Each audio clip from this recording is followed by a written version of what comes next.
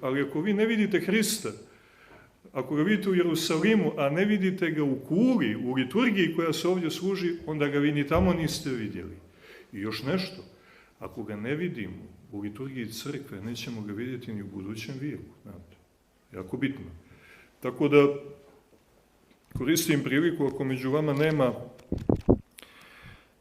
još uvijek liturgijski zagrijanih, zagrijavajte se. Šta to znači? Nemojte da propuštate nedeljna sabranja, liturgijska sabranja.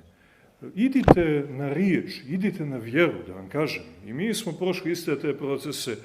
Nama su u početku liturgije i bogosluženja bila podvig, svojevrsno mučeništvo, ispovjedništvo. Nismo mi navikli na to. Navikli smo na druge prostore, ambijente, ritmovi sad, ali prosto vidiš da ti biće to traži samo procesa adaptiranja, ali prirodnog, ne na nešto neprirodno.